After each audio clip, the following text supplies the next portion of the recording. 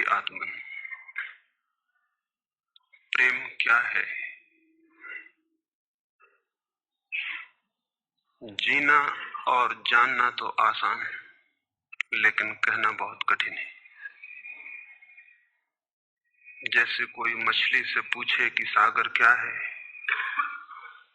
तो मछली कह सकती है यह है सागर, ये रहा, चारों तरफ वही है। लेकिन कोई पूछे कि कहो क्या है, बताओ मत, तो बहुत कठिन हो जाएगा मछली को। आदमी के जीवन में भी जो श्रेष्ठ है, सुंदर है और सत्य है, उसे जिया जा सकता है, जाना जा सकता है, हुआ जा सकता है, लेकिन कहना बहुत मुश्किल है। और दुर्घटना और दुर्भाग्य यह है कि जिसमें जिया जाना चाहिए, जिसमें हुआ जाना चाहिए, उसके संबंध में मनुष्य जाति 5-6 हजार वर्ष से केवल बातें कर रही है। प्रेम की बात चल रही है, प्रेम के गीत गाए जा रहे हैं, प्रेम के भजन गाए जा रहे हैं, और प्रेम का मनुष्य के जीवन में कोई स्थान नहीं। अगर आदमी के भीतर खोजने जाएं तो प्रेम से ज्यादा असत्य शब्द दूसरा नहीं मिलेगा।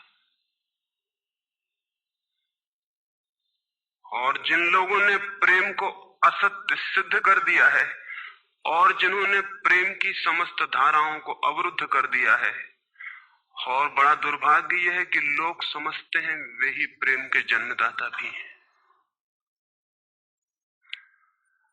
धर्म प्रेम की बातें करता है, लेकिन आज तक जिस प्रकार का धर्म मनुष्य जाति के ऊपर दुर्भाग्य की भांति छाया हुआ है, उस धर्म ने ही मनुष्य के जीवन से प्रेम के सारे द्वार बंद कर दिए।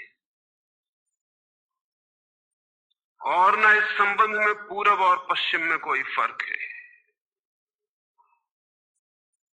न हिंदुस्तान में और न अमेरिका में कोई फर्क है। मनुष्य के जीवन में प्रेम की धारा प्रकट ही नहीं हो पाई, और नहीं हो पाई तो हम दोष देते हैं कि मनुष्य ही बुरा है, इसलिए नहीं प्रकट हो पाई। हम दोष देते हैं कि मन ही जहर है, इसलिए प्रकट नहीं हो पाई। मन जहर नहीं है, और जो लोग मन को जहर कहते रहे, उन्होंने ही प्रेम को जहरीला कर दिया, प्रेम को प्रकट नहीं होने दिया। मन जहर हो कैसे सकता है? इस जगत में कुछ भी जहर नहीं है। परमात्मा के सारे उपक्रम में कुछ भी विष नहीं है, सब अमृत है। लेकिन आदमी ने सारे अमृत को जहर कर लिया है, और इस जहर करने में शिक्षक, साधु संत और तथाकथित धार्मिक लोगों का सबसे ज्यादा हाथ है। इस बात को थोड़ा समझ लेना जरूरी है, क्योंकि अगर ये बात दिखाई न पड़े तो मनुष्य के जीवन में कभी भी प्रेम भविष्य में भी नहीं हो सकेगा। क्योंकि जिन कारणों से प्रेम नहीं पैदा हो सका है, उन्हीं कारणों को हम प्रेम प्रकट करने के आधार और कारण बना रहे हैं। हालतें ऐसी हैं कि गलत सिद्धांतों को अगर हजारों वर्ष तक दोहराया जाए तो फिर हम ये भूल ही जाते हैं कि सिद्धांत गलत है, और दिखाई पड़ने लगता है कि आदमी गलत है, क्योंकि उन सिद्धांतों को पूरा नहीं कर पा रहा है। मैंने सुना है एक सम्राट के महल के नीचे से एक पंखा बेचने वाला गुजरता था और जोर से चिल्ला रहा था कि अनूठे और अद्भुत पंखे मैंने निर्मित किए, ऐसे पंखे कभी भी नहीं बनाए गए, ये पंखे कभी देखे भी नहीं गए हैं। सम्राट ने खिड़की से झांक के देखा कि कौन है जो अनूठे पंखे ले आए। सम्राट के पास सब तरह के पंखे थे, दुनिया के कोने कोने में जो मिल सकते थे। और नीचे देखा, गलियारे में खड़ा हुआ एक आदमी, साधारण 2-2 पैसे के पंखे होंगे, और चिल्ला रहा है कि अनूठे, अद्वितीय। उस आदमी को ऊपर बुलाया और पूछा कि इन पंखों में क्या खूबी है, दाम क्या है इन पंखों के? उस पंखे वाले ने कहा कि महाराज, दाम ज्यादा नहीं है, पंखे को देखते हुए दाम बहुत कम है, सिर्फ 100 रुपए का पंखा। सम्राट ने कहा 100 रुपए? ये 2 पैसे का पंखा जो बाजार में जगह जगह मिलता है, 100 रुपए दाम, क्या है इसकी खूबी? उस आदमी ने कहा खूबी ये पंखा 100 वर्ष चलता है, 100 वर्ष के लिए गारंटी है, 100 वर्ष से कम में खराब नहीं होता है। सम्राट ने कहा इसको देख के तो ऐसा लगता है कि सप्ताह भी चल जाए, पूरा तो मुश्किल है। धोखा देने की कोशिश कर रहे हो, सरासर बेईमानी, और वो भी सम्राट के सामने। उस आदमी ने कहा आप मुझे भली भांति जानते हैं, इसी गलिहारे में रोज पंखे बेचता हूं, 100 रुपए दाम है इसके, और अगर 100 वर्ष न चले तो जिम्मेदार मैं हूं, रोज तो नीचे मौजूद होता हूं, और फिर आप सम्राट हैं, आपको धोखा देके जाऊंगा कहां। वो पंखा खरीद लिया गया। सम्राट को विश्वास तो न था, लेकिन आश्चर्य भी था कि यह आदमी सरासर झूठ बोल रहा है, किस बल पर बोल रहा है। पंखा 100 रुपए में खरीद लिया गया और उससे कहा कि 7वें दिन तुम उपस्थित हो जाना। 2-4 दिन में ही पंखे की डंडी बाहर निकल गई, 7वें दिन तो वो बिल्कुल मुर्दा हो गए। लेकिन सम्राट ने सोचा कि शायद पंखे वाला आएगा नहीं, लेकिन ठीक समय पर 7वें दिन वो पंखे वाला हाजिर हो गया। उसने कहा कहो महाराज। उन्होंने कहा कहना नहीं, ये पंखा पड़ा हुआ है टूटा हुआ, ये 7 दिन में ये गति हो गई, तुम कहते 100 वर्ष चलेगा, पागल हो या धोखेबाज क्या हो।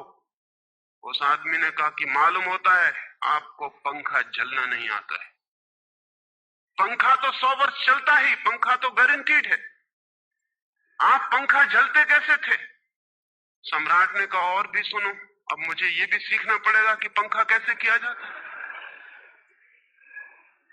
उस आदमी ने कहा कृपा करके बताइए कि इस पंखे की गति 7 दिन में ऐसी कैसे बना दी आपने, किस भांति पंखा किया। सम्राट ने पंखा उठा के करके दिखाया कि इस भांति मैंने पंखा किया है। उस आदमी ने कहा समझ गया, भूल, इस तरह पंखा नहीं किया जाता। सम्राट ने कहा और क्या रास्ता है पंखा जलने का। उस आदमी ने कहा पंखा पकड़िए सामने और सिर को हिलाइए, पंखा 100 वर्ष चलेगा, आप समाप्त हो जाएंगे लेकिन पंखा बचेगा। पंखा गलत नहीं है, आपके जलने का ढंग गलत है।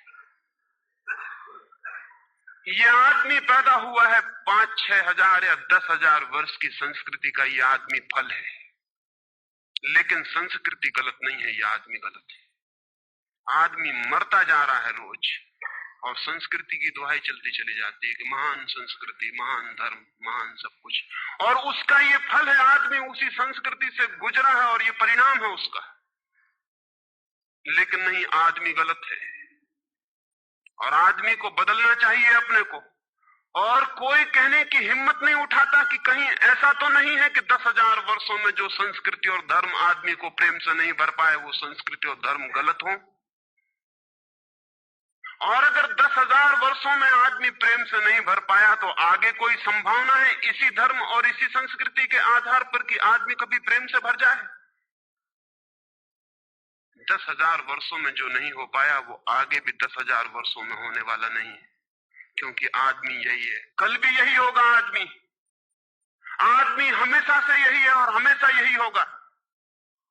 और संस्कृति और धर्म जिनके हम नारे दिए चले जाते हैं, संतों और महात्माओं की जिनकी दुहाइयां दिए चले जाते हैं, सोचने के लिए हम तैयार नहीं कि कहीं हमारा बुनियादी चिंतन की दिशा ही तो गलत नहीं है। मैं कहना चाहता हूं कि वो गलत है, और गलत सबूत है ये आदमी। और क्या सबूत होता है? एक बीज को हम बोएं और फल जहरीले और कड़वे हों तो क्या सब सिद्ध होता है?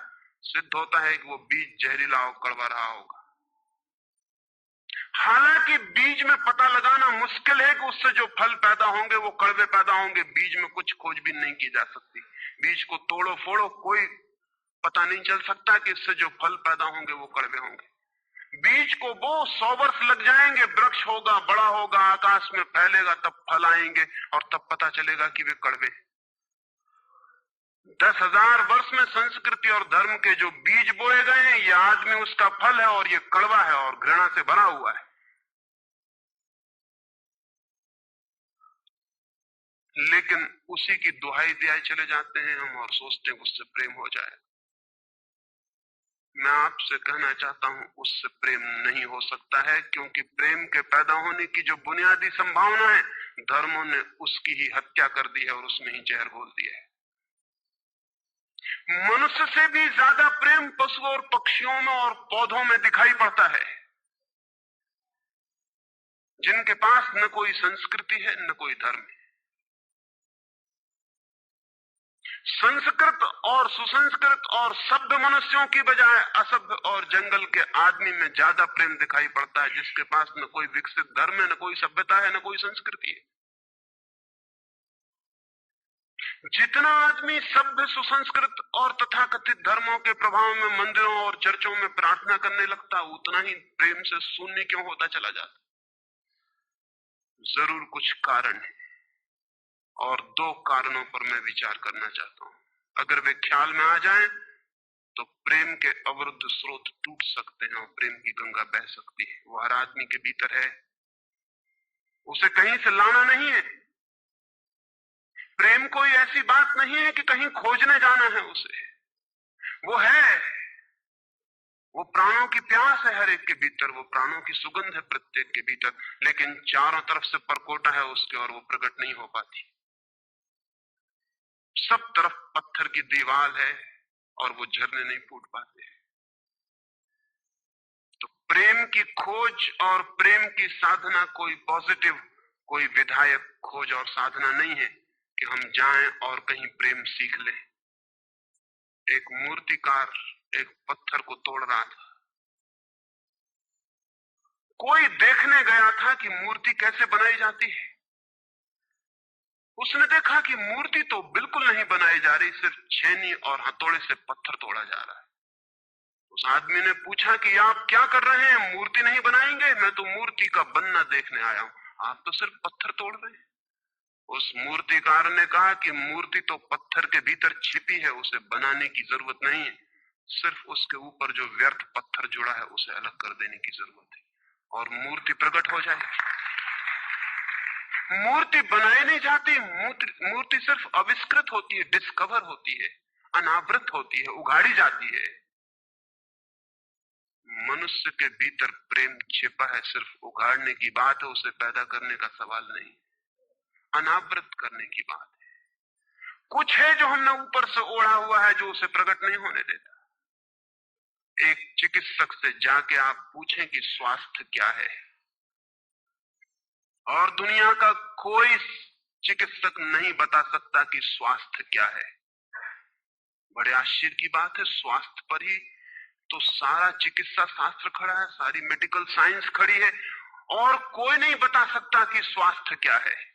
लेकिन चिकित्सक से पूछें कि स्वास्थ्य क्या है तो वो कहेगा बीमारियों के बाबत हम बता सकते हैं कि बीमारियां क्या हैं, उनके लक्षण हमें पता है, एक एक बीमारी का अलग अलग परिभाषा हमें पता है।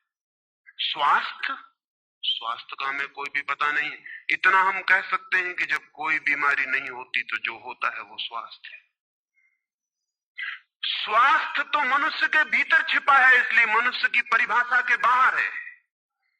बीमारी बाहर से आती है, इसलिए बाहर से परिभाषा की जा सकती है। स्वास्थ्य भीतर से आता है, उसकी कोई परिभाषा नहीं की जा सकती। इतना ही हम कह सकते हैं कि बीमारियों का अभाव स्वास्थ्य है। लेकिन ये स्वास्थ्य की कहां परिभाषा हुई? स्वास्थ्य के संबंध में तो हमने कुछ भी ना कहा कि बीमारियां नहीं है तो बीमारियों के संबंध में कहा। सच ये है कि स्वास्थ्य पैदा नहीं करना होता, या तो छिप जाता है बीमारियों में, या बीमारियां हट जाती हैं तो प्रकट हो जाता है। स्वास्थ्य हम में है, स्वास्थ्य हमारा स्वभाव है। प्रेम हम में है, प्रेम हमारा स्वभाव है। इसलिए ये बात गलत है कि मनुष्य को समझाया जाए कि तुम प्रेम पैदा करो। सोचना यह है कि प्रेम पैदा क्यों नहीं हो पा रहा है, बाधा क्या है, अड़चन क्या है, कहां रुकावट डाल दी गई। अगर कोई भी रुकावट ना हो तो प्रेम प्रकट होगा ही, उसे सिखाने की और समझाने की कोई भी जरूरत नहीं है। अगर मनुष्य के ऊपर गलत संस्कृति और गलत संस्कार की धाराएं और बाधाएं न हो तो हर आदमी प्रेम को उपलब्ध होगा ही, ये अनिवार्यता है। प्रेम से कोई बच ही नहीं सकता, प्रेम स्वभाव है। गंगा बहती है हिमालय से, बहेगी गंगा, उसके प्राण है, उसके पास जल है, वो बहेगी और सागर को खोज ही लेगी। न किसी पुलिस वाले से पूछेगी, न किसी पुरोहित से पूछेगी कि सागर कहां है। देखा किसी गंगा को चौरस्ते पर खड़े होकर पूछते कि सागर कहां है? उसके प्राणों में है छिपी सागर की खोज और ऊर्जा है, तो पहाड़ तोड़ेगी, मैदान तोड़ेगी और पहुंच जाएगी सागर तक।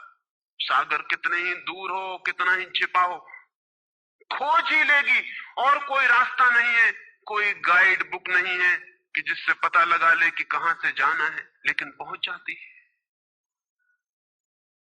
लेकिन बांध बांध दिए जाएं, चारों तरफ परकोटे उठा दिए जाएं, प्रकृति की बाधाओं को तोड़ के तो गंगा सागर तक पहुंच जाती है, लेकिन अगर आदमी की इंजीनियरिंग की बाधाएं खड़ी कर दी जाएं तो हो सकता है गंगा सागर तक न पहुंच पाए।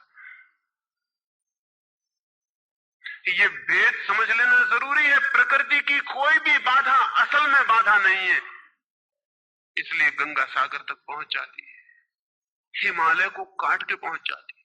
लेकिन अगर आदमी इजाद करे, इंतजाम करे, तो गंगा को सागर तक नहीं भी पहुंचने दे सकता है। प्रकृति का तो एक सहयोग है, प्रकृति तो एक हार्मनी है। वहां जो बाधा भी दिखाई पड़ती है वो भी शायद शक्ति को जगाने के लिए चुनौती है। वहां जो विरोध भी दिखाई पड़ता है वो भी शायद भीतर प्राणों में जो छिपा है उसे प्रकट करने के लिए बुलावा है। वहां शायद कोई बाधा नहीं है। वहां हम बीज को दबाते हैं जमीन में,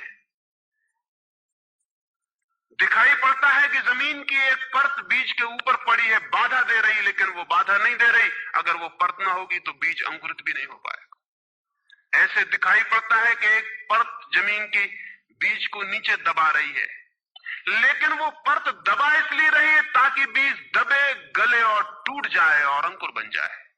ऊपर से दिखाई पड़ता है वो जमीन बाधा दे रही, लेकिन वो जमीन मित्र है और सहयोग कर रही बीज को प्रकट करने में। प्रकृति तो एक हार्मनी है, एक संगीतपूर्ण लयबद्धता है, लेकिन आदमी ने जो जो निसर्ग के ऊपर इंजीनियरिंग की है, जो जो उसने अपने यांत्रिक धारणाओं को ठोकने की और बिठाने की कोशिश की है, उससे गंगाएं रुक गई हैं, जगह जगह अवरुद्ध हो गई हैं। और फिर आदमी को दोष दिया जाता है। किसी बीज को दोष देने की जरूरत नहीं है। अगर वो पौधा न बन पाए तो हम कहेंगे कि जमीन नहीं मिली होगी, ठीक, पानी नहीं मिला होगा, ठीक, सूरज की रोशनी नहीं मिली होगी, ठीक, लेकिन आदमी के जीवन में खिल न पाए फूल प्रेम का तो हम कहते हैं तुम हो जिम्मेवार। और कोई नहीं कहता कि भूमि ना मिली होगी, ठीक, पानी ना मिला होगा, ठीक, सूरज की रोशनी ना मिली होगी, ठीक, इसलिए यह आदमी का पौधा अवरुद्ध रह गया, विकसित नहीं हो पाया, फूल तक नहीं पहुंच पाया। मैं आपसे कहना चाहता हूं कि बुनियादी बाधाएं आदमी ने खड़ी की हैं। प्रेम की गंगा तो बह सकती है और परमात्मा के सागर तक पहुंच सकती है। आदमी बना उस लिए है कि वो बहे और प्रेम बहे और परमात्मा तक पहुंच जाए, लेकिन हमने कौन सी बाधाएं खड़ी कर दी? पहली बात, आज तक मनुष्य की सारी संस्कृतियों ने सेक्स का, काम का, वासना का विरोध किया है। इस विरोध ने मनुष्य के भीतर प्रेम के जन्म की संभावना तोड़ दी, नष्ट कर दी। इस निषेध ने, क्योंकि सच्चाई यह है कि प्रेम की सारी यात्रा का प्राथमिक बिंदु काम है, सेक्स है। प्रेम की यात्रा का जन्म गंगोत्री, जहां से गंगा पैदा होगी प्रेम की, वो सेक्स है, वो काम है। और उसके सब दुश्मन है, सारी संस्कृतियां और सारे धर्म और सारे गुरु और सारे महात्मा। तो गंगोत्री पर ही चोट कर दी, वहीं रोक दिया। पाप है काम, अधम है काम, जहर है काम। और हमने सोचा भी नहीं कि काम की ऊर्जा ही, सेक्स एनर्जी ही अंततः प्रेम में परिवर्तित होती और रूपांतरित होती। प्रेम का जो विकास है वो काम की शक्ति का ही ट्रांसफॉर्मेशन है, वो उसी का रूपांतरण है। एक कोयला पड़ा हो और आपको ख्याल भी नहीं आएगा कि कोयला ही रूपांतरित होकर हीरा बन जाता है। हीरे और कोयले में बुनियादी रूप से कोई भी फर्क नहीं है। हीरे में भी वही तत्व हैं जो कोयले में है, और कोयला हजारों वर्ष की प्रक्रिया से गुजर के हीरा बन जाता है। लेकिन कोयले की कोई कीमत नहीं है। उसे कोई घर में रखता भी है तो ऐसी जगह जहां दिखाई न पड़े, और हीरे को लोग छातियों पर लटका के घूमते हैं कि वो दिखाई पड़े। और हीरा और कोयला एक ही है, लेकिन कोई दिखाई नहीं पड़ता कि इन दोनों के बीच अंतर संबंध है, एक यात्रा है। कोयले की शक्ति ही हीरा बनती है, और अगर आप कोयले के दुश्मन हो गए, जो कि हो जाना बिल्कुल आसान है क्योंकि कोयले में कुछ भी नहीं दिखाई पड़ता, तो हीरे के पैदा होने की संभावना भी समाप्त हो गई, क्योंकि कोयला ही हीरा बन सकता था। सेक्स की शक्ति ही, काम की शक्ति ही प्रेम बनती है,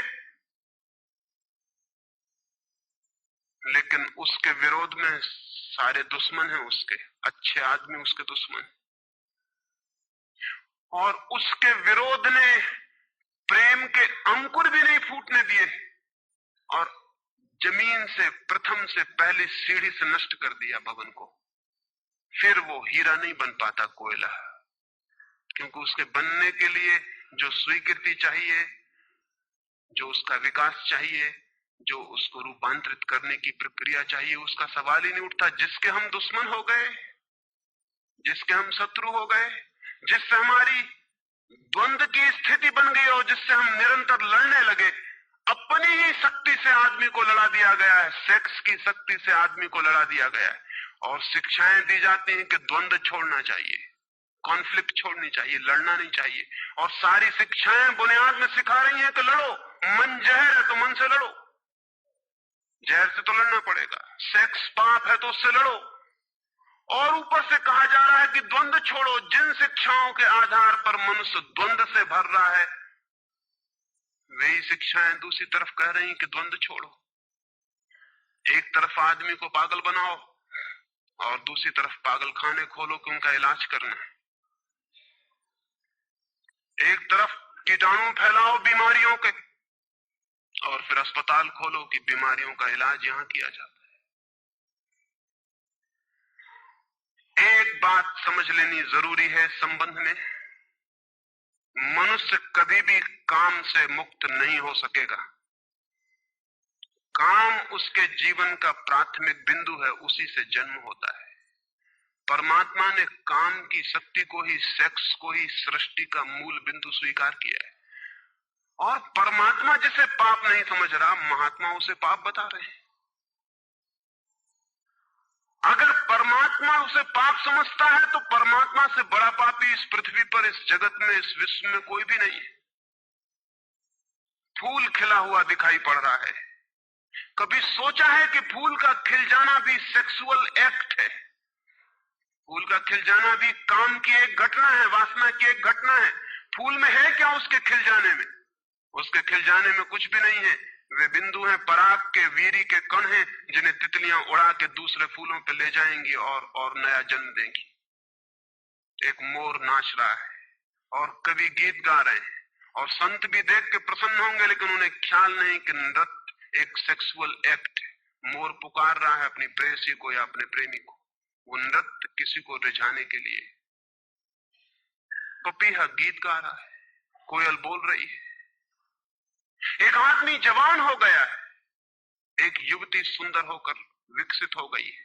वो सब की सब सेक्सुअल एनर्जी की अभिव्यक्तियां हैं। वो सब का सब काम का ही रूपांतरण है। वो सब का सब काम की ही अभिव्यक्ति, काम की ही अभिव्यंजना है। सारा जीवन, सारी अभिव्यक्ति, सारी फ्लावरिंग काम की है। और उस काम के खिलाफ संस्कृति और धर्म आदमी के मन में जहर डाल रहे हैं, उससे लड़ाने की कोशिश कर रहे हैं। मौलिक शक्ति से मनुष्य को उलझा दिया है लड़ने के लिए, इसलिए मनुष्य दीनहीन, प्रेम से रिक्त और थोथा और ना कुछ हो गया है। काम से लड़ना नहीं है, काम के साथ मैत्री स्थापित करनी है और काम की धारा को और ऊंचाइयों तक ले जाना है।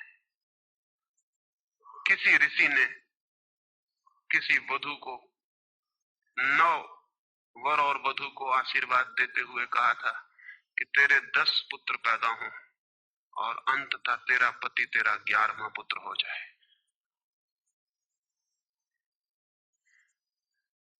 वासना रूपांतरित हो तो पत्नी मां बन सकती है, वासना रूपांतरित हो तो काम प्रेम बन सकता है, लेकिन काम ही प्रेम बनता है। काम की ऊर्जा ही प्रेम की ऊर्जा में विकसित होती है, फलित होती है। लेकिन हमने मनुष्य को भर दिया है काम के विरोध में। इसका परिणाम यह हुआ कि प्रेम तो पैदा नहीं हो सका, क्योंकि वो तो आगे का विकास था, काम की स्वीकृति से आता। प्रेम तो विकसित नहीं हुआ और काम के विरोध में खड़े होने के कारण मनुष्य का चित्त ज्यादा से ज्यादा कामुक और सेक्सुअल होता चला गया।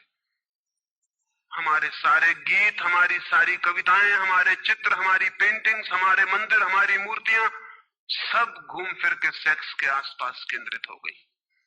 हमारा मन ही सेक्स के आसपास केंद्रित हो गया। इस जगत में कोई भी पशु मनुष्य की भांति सेक्सुअल नहीं है। मनुष्य 24 घंटे सेक्सुअल हो गया। उठते बैठते सोते जागते सेक्स ही सब कुछ हो गया। उसके प्राण में एक घाव हो गया, विरोध के कारण, दुश्मनी के कारण, शत्रुता के कारण। जो जीवन का मूल था उससे मुक्त तो हुआ नहीं जा सकता था, लेकिन उससे लड़ने की चेष्टा में सारा जीवन रुग्ण जरूर हो सकता था, वो रुग्ण हो गया है। और ये जो मनुष्य जाति इतनी ज्यादा कामुक दिखाई पड़ रही है, इसके पीछे तथाकथित धर्मों और संस्कृति का बुनियादी हाथ है। इसके पीछे बुरे लोगों का नहीं, सज्जनों और संतों का हाथ है। और जब तक मनुष्य जाति सज्जनों और संतों के इस अनाचार से मुक्त नहीं होती, तब तक प्रेम के विकास की कोई संभावना नहीं। मुझे एक घटना याद आती है। एक फकीर अपने घर से निकला था, किसी मित्र के पास मिलने जा रहा है।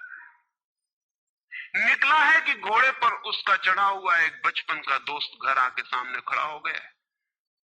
उसने कहा कि दोस्त तुम घर पे रुको, वर्षों से प्रतीक्षा करता था कि तुम आओगे तो बैठेंगे और बात करेंगे, और दुर्भाग्य कि मुझे किसी मित्र से मिलने जाना है, मैं वचन दे चुका हूं, तो मैं वहां जाऊंगा, घंटे भर में जल्दी से जल्दी लौट आऊंगा, तब तक तुम विश्राम करो। उसके मित्र ने कहा कि मुझे तो चैन नहीं है, अच्छा होगा कि मैं तुम्हारे साथ ही चला चलूं।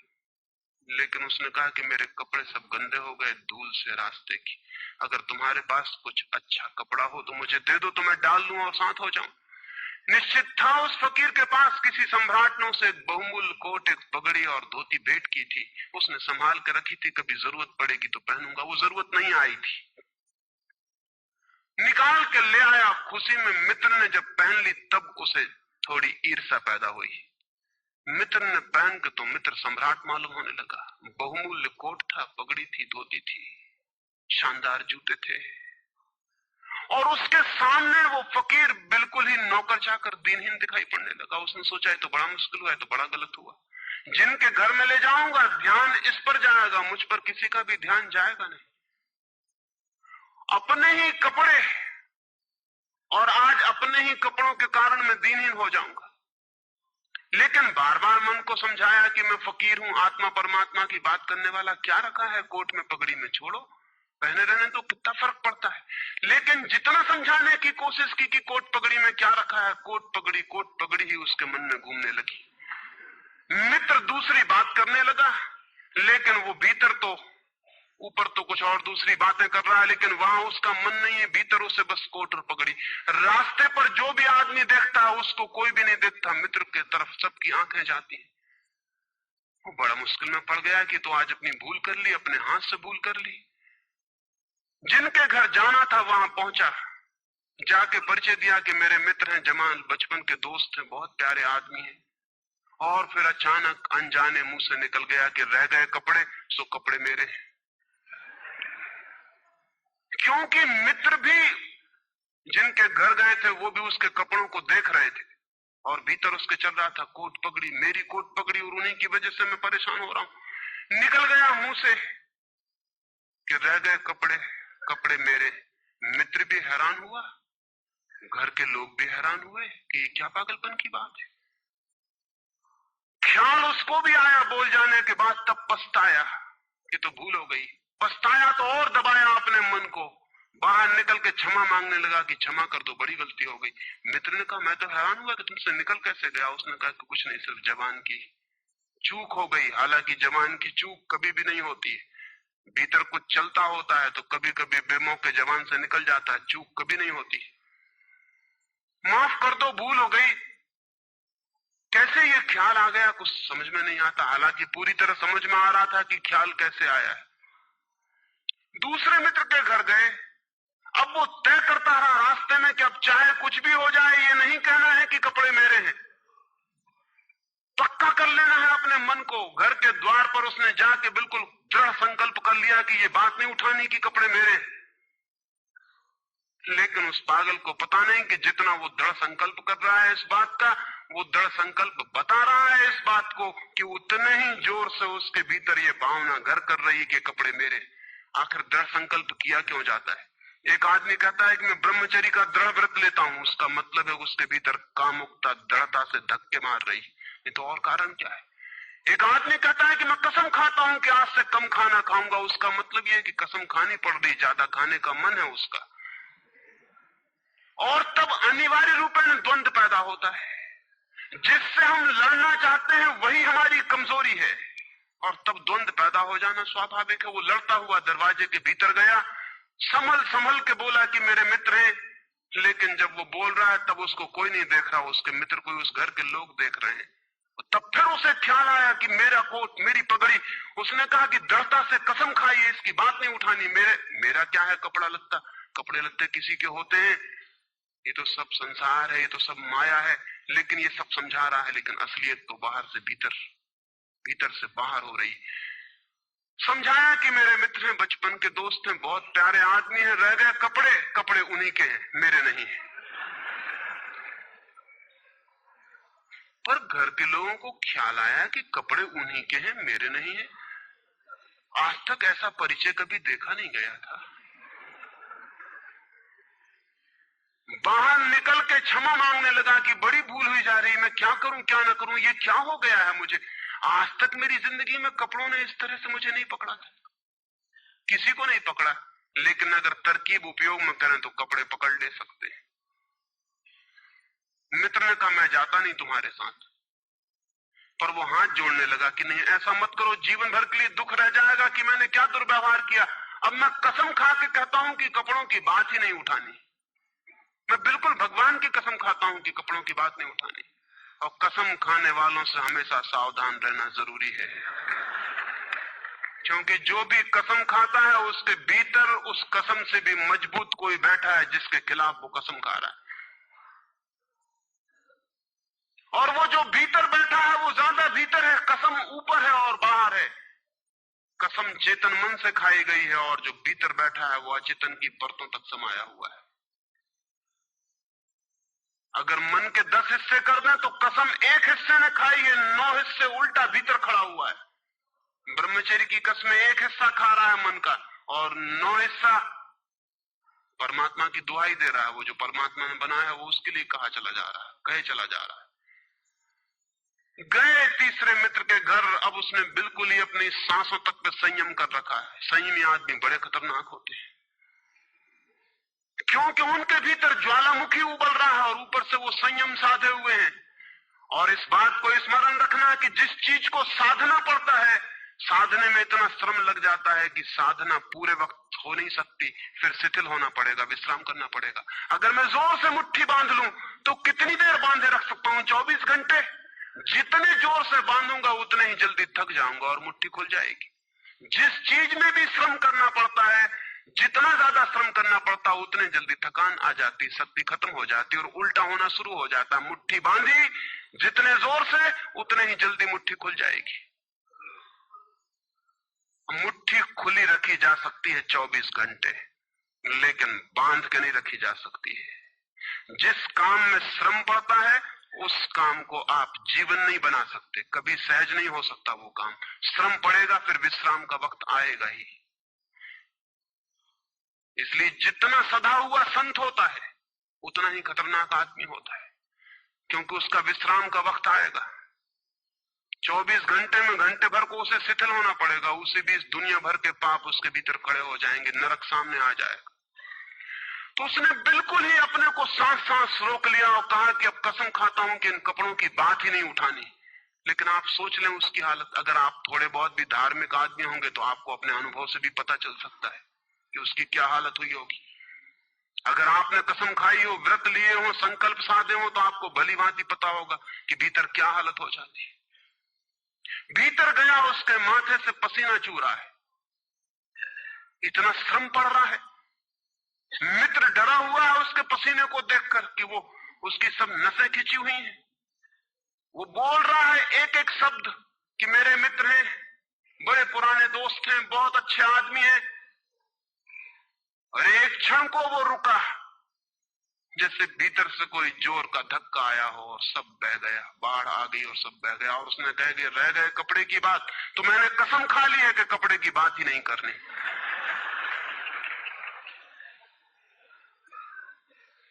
ये जो इस आदमी के साथ हुआ वो पूरी मनुष्य जाति के साथ सेक्स के संबंध में हो गया है। सेक्स को ऑब्सेशन बना दिया, सेक्स को रोग बना दिया, घाव बना दिया और सब विषाक्त कर दिया, सब विषाक्त कर दिया। छोटे छोटे बच्चों को समझाया जा रहा कि सेक्स पाप है, लड़कियों को समझाया जा रहा, लड़कों को समझाया जा रहा कि सेक्स पाप है। फिर ये लड़की जवान होगी, ये लड़का जवान होगा, इनकी शादियां होंगी और सेक्स की दुनिया शुरू होगी और इन दोनों के भीतर ये भाव है कि ये पाप है। और फिर कहा जाएगा स्त्री को कि पति को परमात्मा मान। जो पाप में ले जा रहा उसको परमात्मा कैसे माना जा सकता? ये कैसे संभव है कि जो पाप में घसीट रहा है वो परमात्मा हो? और उस लड़के को कहा जाएगा, उस युवक को कहा जाएगा कि तेरी पत्नी है, तेरी साथनी है, तेरी संगी है। लेकिन जो नरक में ले जा रही, शास्त्रों में लिखा कि स्त्री नरक का द्वार है। ये नरक का द्वार, संगी और साथनी, ये मेरा आधा अंग, ये नरक की तरफ जाता हुआ आधा अंग मेरा, ये इसके साथ कौन सा सामंजस्य बन सकता है? सारे दुनिया का दाम्पत्य जीवन नष्ट किया है इस शिक्षा ने। और जब दंपति का जीवन नष्ट हो जाए तो प्रेम की कोई संभावना नहीं रही, क्योंकि जब पति और पत्नी प्रेम न कर सके एक दूसरे को, जो कि अत्यंत सहज और नैसर्गिक प्रेम है, तो फिर कौन और किसको प्रेम कर सकेगा? इस प्रेम को बढ़ाया जा सकता है कि पत्नी और पति का प्रेम इतना विकसित हो, इतना उदात्त हो, इतना ऊंचा बने कि धीरे धीरे बांध तोड़ दे और दूसरों तक फैल जाए। ये हो सकता है, लेकिन इसको समाप्ति कर दिया जाए, तोड़ ही दिया जाए, विषाक्त कर दिया जाए, तो फैलेगा क्या, बढ़ेगा क्या? रामानुज एक गांव में ठहरे थे और एक आदमी ने आके कहा कि मुझे परमात्मा को पाना है। तो उन्होंने कहा कि तूने कभी किसी को प्रेम किया है? उस आदमी ने कहा इस झंझट में मैं कभी पड़ा ही नहीं, प्रेम वगैरह की झंझट में नहीं की, मुझे तो परमात्मा को खोजना है। रामानुज ने कहा तूने कभी झंझट ही नहीं की प्रेम की? उसने कहा मैं बिल्कुल सच कहता हूं आपसे। और बेचारा ठीक ही कह रहा था, क्योंकि धर्म की दुनिया में प्रेम एक डिस्क्वालिफिकेशन, एक अयोग्यता है। तो उसने सोचा कि अगर मैं कहूं किसी को प्रेम किया तो वो कहेंगे भी प्रेम प्रेम छोड़, ये राग वाग छोड़, अब ये घर पहले इन सबको छोड़ के आ, तब इधर आना। तो उस बेचारे ने किया भी हो तो वो कहता गया कि मैंने नहीं किया है, नहीं किया। ऐसा कौन आदमी होगा जिसने थोड़ा बहुत प्रेम नहीं किया हो? रामानुज ने तीसरी बार पूछा कि तू कुछ तो बता, थोड़ा बहुत भी, कभी भी किसी को? उसने कहा माफ करिए, आप क्यों बात बात वही बात पूछे चले जा रहे हैं? मैंने प्रेम की तरफ आंख उठा के नहीं देखा, मुझे तो परमात्मा को खोजना है। तो रामानुज ने कहा मुझे क्षमा कर, तू कहीं और खोज, क्योंकि मेरा अनुभव यह है कि अगर तूने किसी को प्रेम किया हो तो उस प्रेम को फिर इतना बड़ा जरूर किया जा सकता है कि वो परमात्मा तक पहुंच जाए। लेकिन अगर तूने प्रेम ही नहीं किया तो तेरे पास कुछ है ही नहीं जिसको बड़ा किया जा सके। बीज ही नहीं है तेरे पास जो वृक्ष बन सके। तो तू जा कहीं और पूछ। और जब पति और पत्नी में प्रेम ना हो, जिस पत्नी ने अपने पति को प्रेम ना किया हो और जिस पति ने अपनी पत्नी को प्रेम ना किया हो, वे बेटों को, बच्चों को प्रेम कर सकते हैं तो आप गलती में हैं। पत्नी उसी मात्रा में बेटे को प्रेम करेगी जिस मात्रा में उसने अपने पति को प्रेम किया है, क्योंकि ये बेटा पति का ही फल है, उसका ही प्रतिफलन है, उसका ही रिफ्लेक्शन। ये इस बेटे के प्रति जो प्रेम होने वाला है वो उतना ही होगा जितना उसने पति को चाहा और प्रेम किया हो। ये पति की ही मूर्ति है जो फिर नई होकर वापस लौट आई है। अगर पति के प्रति प्रेम नहीं है तो बेटे के प्रति प्रेम सच्चा कभी भी नहीं हो सकता। और अगर बेटे को प्रेम नहीं किया गया, पालना पोसना और बड़ा कर देना प्रेम नहीं है, तो बेटा मां को कैसे प्रेम कर सकता है, बाप को कैसे प्रेम कर सकता है? वो जो यूनिट है जीवन का परिवार, वो विषाक्त हो गया है सेक्स को दूषित कहने से, कंडेम करने से, निंदित करने से, और परिवार ही फैलकर पूरा जगत है, पूरा विश्व है। और फिर हम कहते हैं कि प्रेम बिल्कुल दिखाई नहीं पड़ता। प्रेम कैसे दिखाई पड़ेगा? हालांकि हर आदमी कहता है कि मैं प्रेम करता हूं, मां कहती है, पत्नी कहती है, बाप कहता है, भाई कहता है, बहन कहती है, मित्र कहते हैं कि हम प्रेम करते हैं। सारी दुनिया में हर आदमी कहता है कि हम प्रेम करते हैं, और दुनिया में इकट्ठा देखो तो प्रेम कहीं दिखाई ही नहीं पड़ता। इतने लोग अगर प्रेम करते हैं तो दुनिया में तो प्रेम की वर्षा हो जानी चाहिए थी, प्रेम के फूल ही फूल के जाने चाहिए थे, प्रेम के दिए ही दिए जल जाते, घर घर प्रेम का दिया होता तो दुनिया में इकट्ठी इतनी रोशनी होती प्रेम की। लेकिन वहां तो घृणा की रोशनी दिखाई पड़ती है, क्रोध की रोशनी दिखाई पड़ती है, युद्धों की रोशनी दिखाई पड़ती है, प्रेम का तो कोई पता नहीं चलता। झूठी है ये बात, और ये झूठ जब तक हम मानते चले जाएंगे तब तक सत्य की दिशा में खोज भी नहीं हो सकती। कोई किसी को प्रेम नहीं कर रहा है, और जब तक काम के निसर्ग को परिपूर्ण आत्मा से स्वीकृति नहीं मिलती तब तक कोई किसी को प्रेम कर भी नहीं सकता है। मैं आपसे कहना चाहता हूं कि काम दिव्य है, डिवाइन है। सेक्स की शक्ति परमात्मा की शक्ति है, ईश्वर की शक्ति है। इसीलिए तो उससे ऊर्जा पैदा होती है और नया जीवन विकसित होता है। वही तो सबसे रहस्यपूर्ण शक्ति है, वही तो सबसे ज्यादा मिस्टीरियस फोर्स है। उससे दुश्मनी छोड़ दें।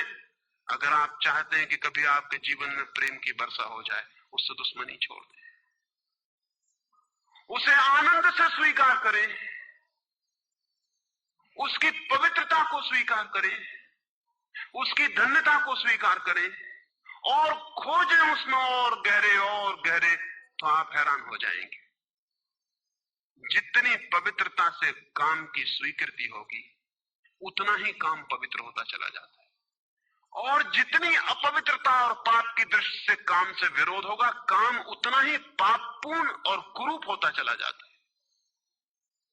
जब कोई अपनी पत्नी के पास ऐसे जाए जैसे कोई मंदिर के पास जाता है, जब कोई पत्नी अपने पति के पास ऐसे जाए जैसे सच में कोई परमात्मा के पास जाता है, क्योंकि जब दो प्रेमी काम से निकट आते हैं, जब वे संभोग से गुजरते हैं, तब सच में ही वे परमात्मा के मंदिर के निकट से गुजर रहे हैं।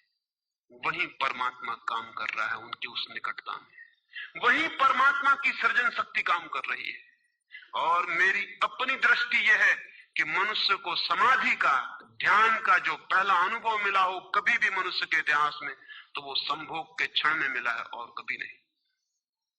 संभोग के क्षण में ही पहली बार ये स्मरण आया है आदमी को कि इतने आनंद की वर्षा हो सकती है।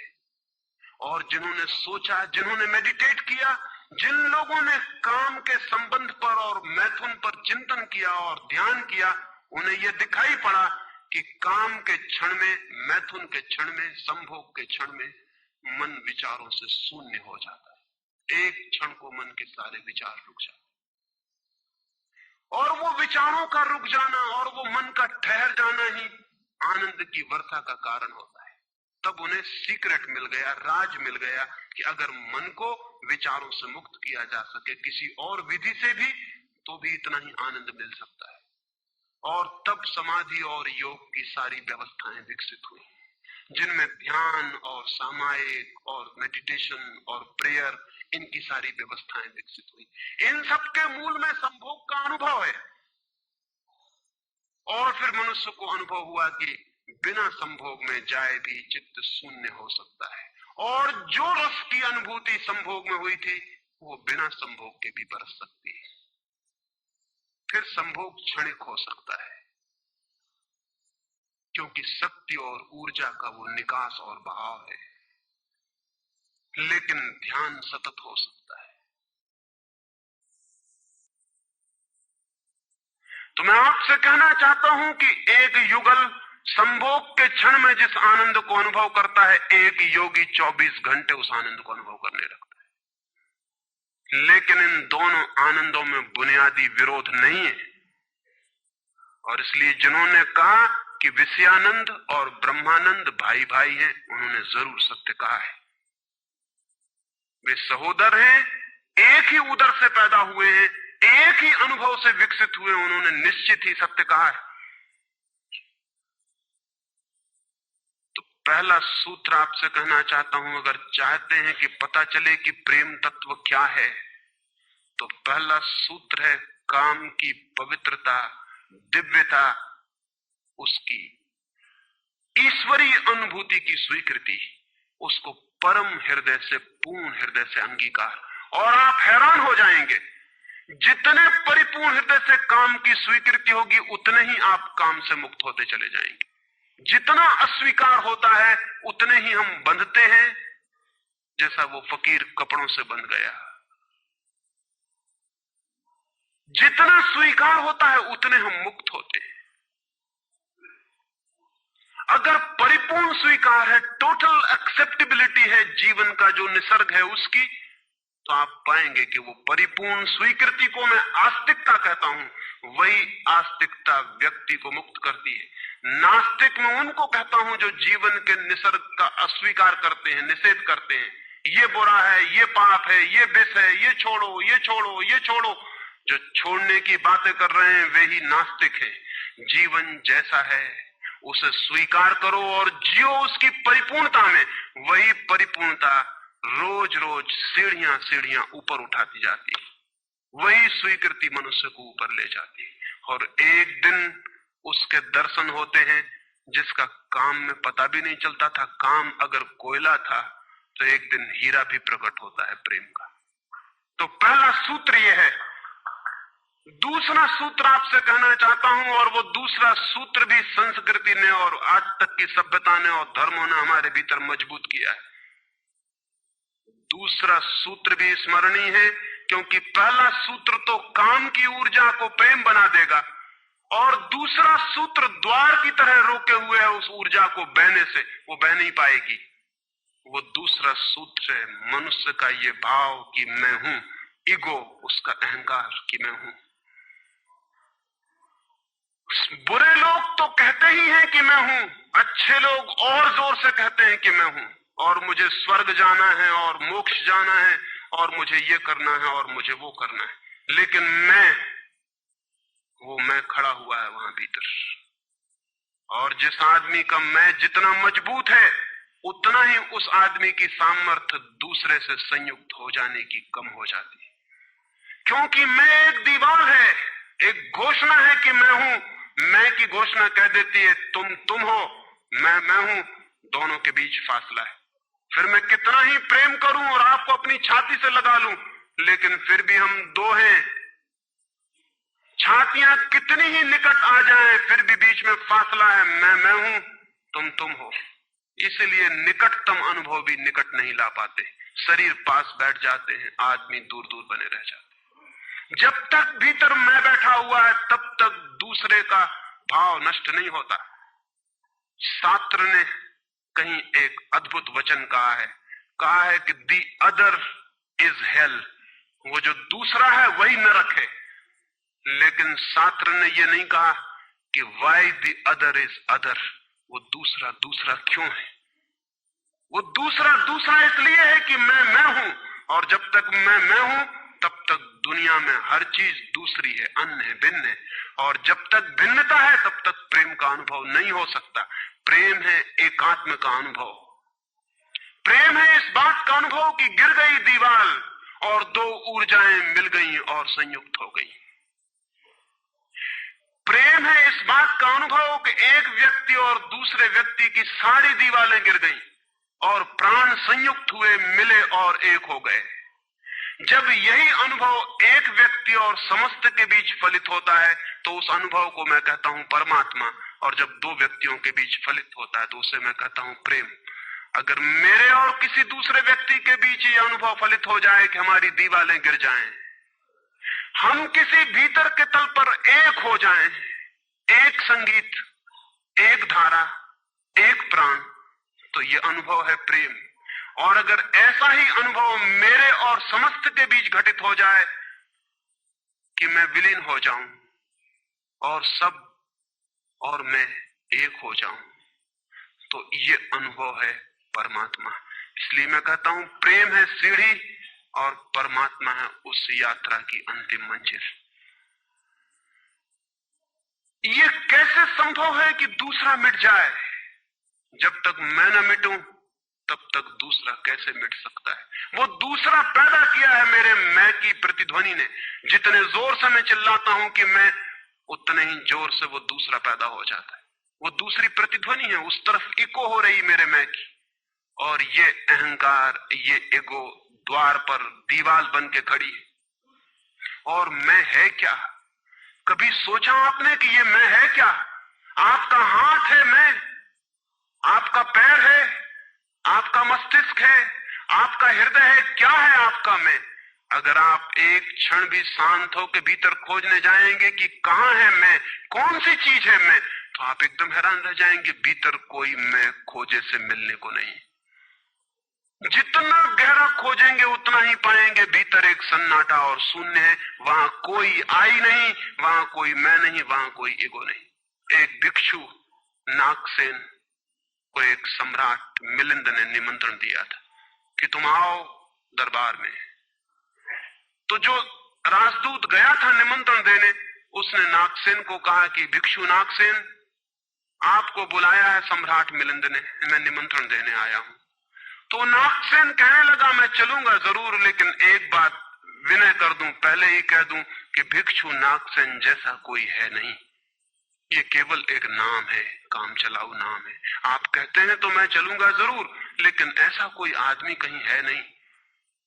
राजदूत ने जाके सम्राट को कह दिया कि बड़ा अजीब आदमी है वो कहने लगा कि मैं चलूंगा जरूर, लेकिन ध्यान रहे कि भिक्षु नागसेन जैसा कहीं कोई है नहीं, ये केवल एक काम चलाऊ नाम है। सम्राट ने कहा अजीब सी बात है, जब वो कहता है मैं चलूंगा, आएगा वो आया भी रथ पर बैठकर। सम्राट ने द्वार पर स्वागत किया और कहा भिक्षु नागसेन हम स्वागत करते हैं आपका। वो हंसने लगा, उसने कहा कि स्वागत स्वीकार करता हूं, लेकिन स्मरण रहे भिक्षु नागसेन जैसा कोई है नहीं। सम्राट कहने लगा बड़ी पहेली की बातें करते हैं आप। अगर आप नहीं हैं तो कौन है? कौन आया है यहां? कौन स्वीकार कर रहा है स्वागत? कौन दे रहा है उत्तर? नागसेन मुड़ा और उसने कहा कि देखते हैं सम्राट मिलिंद, ये रथ खड़ा है जिस पर मैं आया। सम्राट ने कहा ये रथ है। तो भिक्षु नागसेन पूछने लगा घोड़ों को निकाल के अलग कर लिया जाए। घोड़े अलग कर लिए गए और उसने पूछा सम्राट से ये घोड़े रथ हैं? सम्राट ने कहा घोड़े कैसे रथ हो सकते हैं? घोड़े अलग कर दिए गए। सामने के डंडे जिनसे घोड़े बंधे थे खिंचवा लिए गए। उसने पूछा कि ये रथ हैं? सिर्फ दो डंडे कैसे रथ हो सकते हैं? डंडे अलग कर दिए गए। चाक निकलवा लिए और कहा ये रथ है। सम्राट ने कहा ये चाक है, ये रथ नहीं है। और एक एक अंग रथ का निकलता चला गया और एक एक अंग पर सम्राट को कहना पड़ा कि नहीं ये रथ नहीं है। फिर आखिर पीछे शून्य बच गया, वहां कुछ भी ना बचा। भिक्षु नागसेन पूछने लगा रथ कहां है अब? रथ कहां है अब? और जितनी चीजें मैंने निकाली तुमने कहा ये भी रथ नहीं, ये भी रथ नहीं, ये भी रथ नहीं, अब रथ कहां है?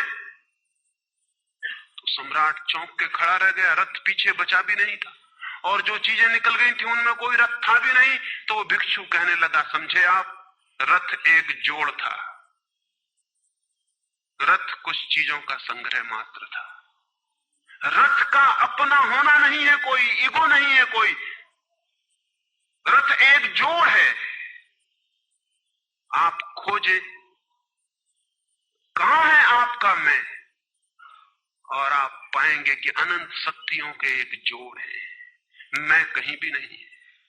और एक एक अंग आप सोचते चले जाएं तो एक एक अंग समाप्त होता चला जाता है। फिर पीछे शून्य रह जाता है। उसी शून्य से प्रेम का जन्म होता है, क्योंकि वो शून्य आप नहीं है, वो शून्य परमात्मा है। एक गांव में एक आदमी ने मछलियों की एक दुकान खोली थी, बड़ी दुकान थी। उस गांव में पहली दुकान थी, तो उसने एक बहुत खूबसूरत तख्ती बनवाई और उस पर लिखाया फ्रेश फिश सोल्ड हियर, यहां ताजी मछलियां बेची जाती। पहले दिन दुकान खुली और एक आदमी आया और कहने लगा फ्रेश फिश सोल्ड हियर, ताजी मछलियां, कहीं बासी मछलियां भी बेची जाती हैं? ताजी लिखने की क्या जरूरत? दुकानदार ने सोचा कि बात तो ठीक है, इससे और व्यर्थ बासे का भी ख्याल पैदा होता है। उसने फ्रेश अलग कर दिया, ताजा अलग कर दिया। तख्ती रह गई फिश सोल्ड हियर, मछलियां बेची जाती हैं, मछलियां यहां बेची जाती। दूसरे दिन एक बूढ़ी औरत आई और उसने कहा कि मछलियां यहां बेची जाती हैं, सोल्ड हियर, कहीं और कहीं भी बेचते हो? उस आदमी ने कहा ये हियर बिल्कुल फिजूल है। उसने तख्ती पर एक शब्द और अलग कर दिया, रह गया फिश सोल्ड। तीसरे दिन एक आदमी आया, वो कहने लगा फिश सोल्ड, मछलियां बेची जाती हैं, मुफ्त भी देते हो क्या? आदमी ने कहा ये सोल्ड भी बेकार। उस सोल्ड को भी अलग कर दिया। अब रह गई वहां तख्ती फिश। एक बुढ़ा आया और कहने लगा फिश, अंधे को भी मील भर दूर से बांस मिल जाती है, ये तख्ती काहे के लिए लटकाई हुई है? यहां फिश भी चली गई, खाली तख्ती रह गई वहां। और एक आदमी आया और उसने कहा ये तख्ती किस लिए लगाई है, इससे दुकान पे आड़ पड़ती। वो तख्ती भी चली गई, वहां कुछ भी नहीं रह गया। इलिमिनेशन होता गया, एक एक चीज हटती चली गई, पीछे जो शेष रह गया शून्य। उस शून्य से प्रेम का जन्म होता है, क्योंकि उस शून्य में दूसरे के शून्य से मिलने की क्षमता है। सिर्फ शून्य ही शून्य से मिल सकता है और कोई नहीं। दो शून्य मिल सकते हैं, दो व्यक्ति नहीं, दो इंडिविजुअल नहीं मिल सकते, दो वैक्यूम, दो एम्प्टीनेस मिल सकते हैं, क्योंकि बाधा आप कोई भी नहीं, शून्य की कोई दीवार नहीं होती और हर चीज की दीवार होती है।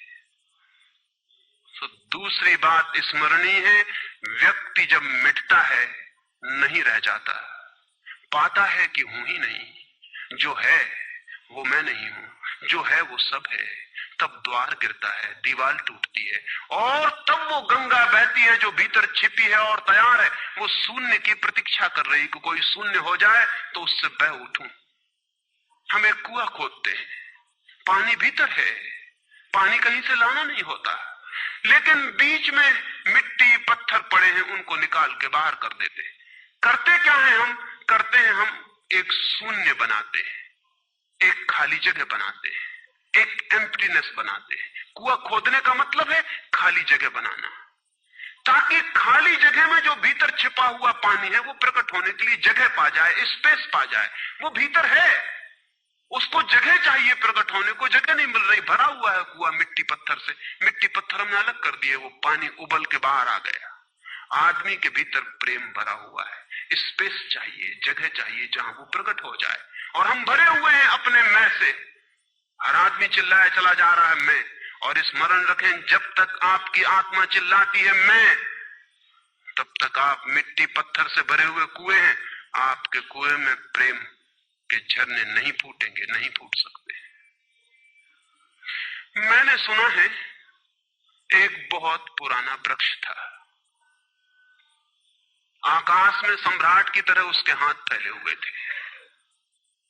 उस पर फूल आते थे तो दूर दूर से पक्षी सुगंध लेने आते, उस पर फल लगते थे तो तितलियां उड़ती। उसकी छाया, उसके फैले हाथ, हवाओं में उसका वो खड़ा रूप आकाश में बड़ा सुंदर था। एक छोटा बच्चा उसकी छाया में रोज खेलने आता था। उस बड़े वृक्ष को उस छोटे बच्चे से प्रेम हो गया। बड़ों को छोटों से प्रेम हो सकता है अगर बड़ों को पता ना हो कि हम बड़े हैं। वृक्ष को कोई पता नहीं था कि मैं बड़ा हूं। ये पता सिर्फ आदमी को होता है, इसलिए उसका प्रेम हो गया। अहंकार हमेशा अपने से बड़ों को प्रेम करने की कोशिश करता है। अहंकार हमेशा अपने से बड़ों से संबंध जोड़ता है। प्रेम के लिए कोई बड़ा छोटा नहीं, जो आ जाए उसी से संबंध जुड़ जाता है। वो एक छोटा सा बच्चा खेलता आता था उस वृक्ष के पास, उस वृक्ष का उससे प्रेम हो गया, लेकिन वृक्ष की शाखाएं ऊपर थी, बच्चा छोटा था, तो वृक्ष अपनी शाखाएं उसके लिए नीचे झुका था ताकि वो फल तोड़ सके, फूल तोड़ सके। प्रेम हमेशा झुकने को राजी है, अहंकार कभी भी झुकने को राजी नहीं। अहंकार के पास जाएंगे तो अहंकार के हाथ और ऊपर उठ जाएंगे ताकि आप उन्हें छू ना सके, क्योंकि जिसे छू लिया जाए वो छोटा आदमी है। जिसे न छुआ जा सके, दूर सिंहासन पर दिल्ली में हो, वो आदमी बड़ा आदमी है। वो वृक्ष के शाखाएं नीचे झुकाती जब वो बच्चा खेलता हुआ आता, और जब बच्चा उसके फूल तोड़ लेता तो वृक्ष बहुत खुश होता, उसके प्राण आनंद से भर जाते। प्रेम जब भी कुछ दे पाता है तब खुश हो जाता है, अहंकार जब भी कुछ ले पाता है तभी खुश होता है। फिर वो बच्चा बड़ा होने लगा, वो कभी उसकी छाया में सोता, कभी उसके फल खाता, कभी उसके फूलों का ताज बना के पहनता और जंगल का सम्राट हो जाता है। प्रेम के फूल जिसके पास भी बरसते हैं वही सम्राट हो जाता है, और जहां भी अहंकार गिरता है वहीं सब अंधकार हो जाता है, आदमी दीन और दरिद्र हो जाता है। वो लड़का फूलों का ताज पहनता और नाचता, और वृक्ष बहुत खुश होता, उसके प्राण आनंद से भर जाते, हवाएं सनसनाती और वो गीत गाता। फिर लड़का और बड़ा हुआ, वो वृक्ष के ऊपर भी चढ़ने लगा, उसकी शाखाओं से झूलने भी लगा, वो उसकी शाखाओं पर विश्राम भी करता, और वृक्ष बहुत आनंदित होता। प्रेम आनंदित होता है जब प्रेम किसी के लिए छाया बन जाता है, अहंकार आनंदित होता है जब किसी की छाया छीन लेता है। लेकिन लड़का बड़ा होता चला गया, दिन बढ़ते चले गए। जब लड़का बड़ा हो गया तो उसे और दूसरे काम भी दुनिया में आ गए, महत्वाकांक्षाएं आ गई, उसे परीक्षाएं पास करनी थी, उसे मित्रों को जीतना था। वो फिर कभी कभी आता, कभी नहीं भी आता, लेकिन वृक्ष उसकी प्रतीक्षा करता कि वो आए, वो आए। उसके सारे प्राण पुकारते कि आओ आओ। प्रेम निरंतर प्रतीक्षा करता है कि आओ आओ। प्रेम एक प्रतीक्षा है, एक अवेटिंग है, लेकिन वो कभी आता कभी नहीं आता, तो वृक्ष उदास हो जाता है। प्रेम की एक ही उदासी है, जब वो बांट नहीं पाता तो उदास हो जाता है, जब वो दे नहीं पाता तो उदास हो जाता है। और प्रेम की एक ही धन्यता है कि जब वो बांट देता है, लुटा देता है, तो आनंदित हो जाता है।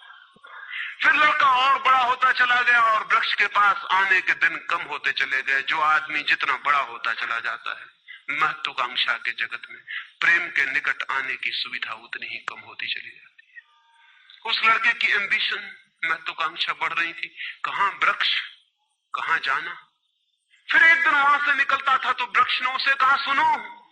हवाओं में उसकी आवाज गूंजी कि सुनो, तुम आते नहीं, मैं प्रतीक्षा करता हूं, मैं तुम्हारे लिए प्रतीक्षा राह करता हूं, राह देखता हूं, बाट जोता हूं। उस लड़के ने कहा, क्या है तुम्हारे पास जो मैं आऊं? मुझे रुपए चाहिए।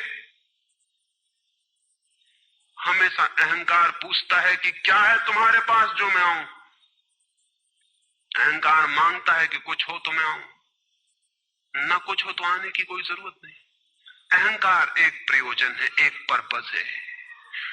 प्रयोजन पूरा होता हो तो मैं आऊं, अगर कोई प्रयोजन ना हो तो आने की जरूरत क्या है। और प्रेम निष्प्रयोजन है, प्रेम का कोई प्रयोजन नहीं। प्रेम अपने में ही अपना प्रयोजन है, वो बिल्कुल पर्पसलेस है। वृक्ष तो चौंक गया, उसने कहा कि तुम तभी आओगे जब मैं कुछ तुम्हें दे सकूं। मैं तुम्हें सब दे सकता हूं, क्योंकि प्रेम कुछ भी रोकना नहीं चाहता।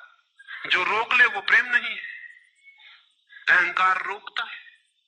प्रेम तो बेशर्त दे देता, लेकिन रुपए मेरे पास नहीं है। ये रुपए तो सिर्फ आदमी की इजाद है, वृक्षों ने ये बीमारी नहीं पाली है। उस वृक्ष ने कहा, इसलिए तो हम इतने आनंदित होते हैं, इतने फूल खिलते हैं, इतने फल लगते हैं, इतनी बड़ी छाया होती है, हम इतना नाचते हैं आकाश में, हम इतने गीत गाते हैं, पक्षी हम पर आते हैं और संगीत का कलरव करते हैं, क्योंकि हमारे पास रुपए नहीं है। जिस दिन हमारे पास भी रुपए हो जाएंगे, हम भी आदमी जैसे दीनहीन मंदिरों में बैठ के सुनेंगे कि शांति कैसे पाई जाए, प्रेम कैसे पाया जाए। नहीं नहीं, हमारे पास रुपए नहीं है। तो उसने कहा फिर मैं क्या हूं तुम्हारे पास, जहां रुपए हैं मुझे वहां जाना पड़ेगा, मुझे रुपयों की जरूरत है। अहंकार रुपया मांगता है क्योंकि रुपया शक्ति है, अहंकार शक्ति मांगता है। उस वृक्ष ने बहुत सोचा, फिर उसे ख्याल आया तो तुम एक काम करो, मेरे सारे फलों को तोड़ के ले जाओ और बेच दो तो शायद रुपए मिल जाएं। और उस लड़के को भी ख्याल आया, वो चढ़ा और उसने सारे फल तोड़ डाले, कच्चे भी गिरा डाले, शाखाएं भी टूटी, पत्ते भी टूटे, लेकिन वृक्ष बहुत खुश हुआ, बहुत आनंदित हुआ। टूट के भी प्रेम आनंदित होता है, अहंकार पाके भी आनंदित नहीं होता, पाके भी दुखी होता है। और वो लड़के ने तो धन्यवाद भी नहीं दिया पीछे लौटकर, लेकिन उस वृक्ष को पता भी नहीं चला, उसे तो धन्यवाद मिल गया इसी में कि उसने उसके प्रेम को स्वीकार किया और उसके फलों को ले गया और बाजार में बेचा। लेकिन फिर वो बहुत दिनों तक नहीं आया, उसके पास रुपए थे और रुपयों से रुपए पैदा करने की वो कोशिश में लग गया था, वो भूल गए।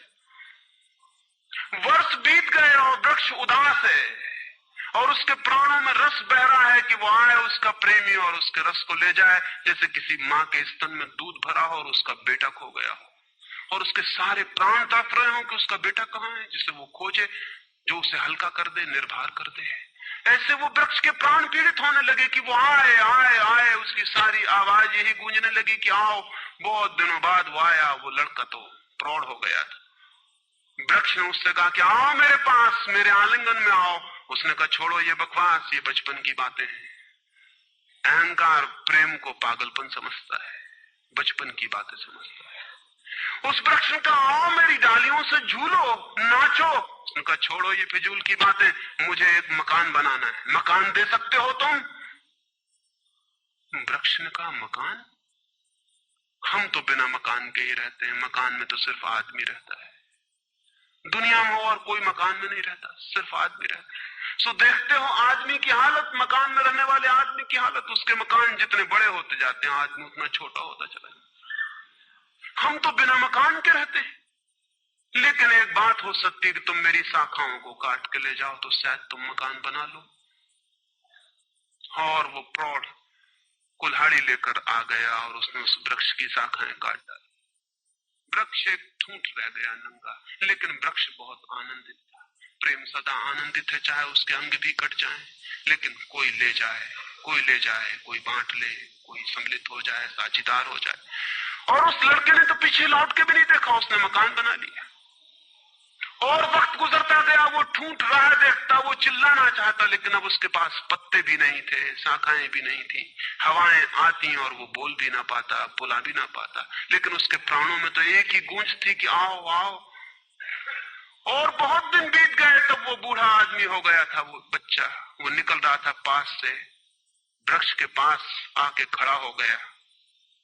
तो वृक्ष ने पूछा क्या कर सकता हूं और मैं तुम्हारे लिए, तुम बहुत दिनों बाद आए। उसने कहा तुम क्या कर सकोगे, मुझे दूर देश जाना है धन कमाने के लिए, मुझे एक नाव की जरूरत है। तो उसने कहा तुम मुझे और काट लो तो मेरे इस पीड़ से नाव बन जाएगी और मैं बहुत धन्य होऊंगा कि मैं तुम्हारी नाव बन सकूं, तुम्हें दूर देश ले जा सकूं, लेकिन तुम जल्दी लौट आना और सकुशल लौट आना, मैं तुम्हारी प्रतीक्षा करूंगा। और उसने आरे से उस वृक्ष को काट डाला, तब वो एक छोटा सा ठूंठ रह गया और वो दूर यात्रा पर निकल गया। और वो ठूंठ भी प्रतीक्षा करता रहा कि वो आए आए, लेकिन अब उसके पास कुछ भी नहीं देने को, शायद वो नहीं आएगा, क्योंकि अहंकार वहीं आता है जहां कुछ पाने को है।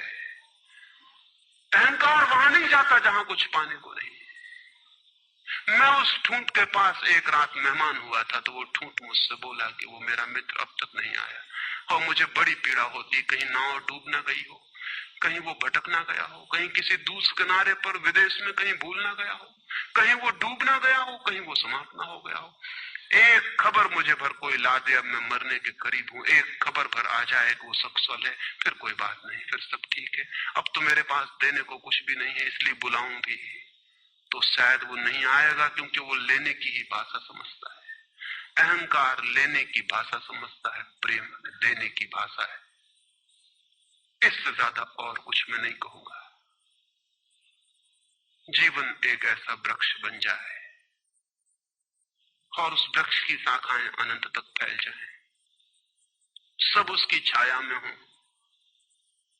और सब तक उसकी बाह फैल जाए, तो पता चल सकता है कि प्रेम क्या है। प्रेम का कोई शास्त्र नहीं है, न कोई परिभाषा है, न प्रेम का कोई सिद्धांत है।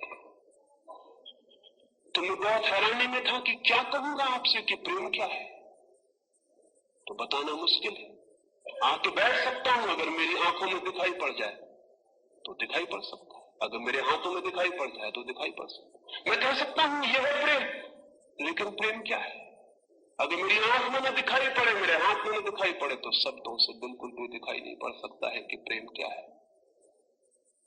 मेरी बातों को इतने प्रेम और शांति से सुना, उससे बहुत बहुत अनुग्रहित हूं और अंत में सबके भीतर बैठे परमात्मा को प्रणाम करता हूं। मेरे प्रणाम स्वीकार।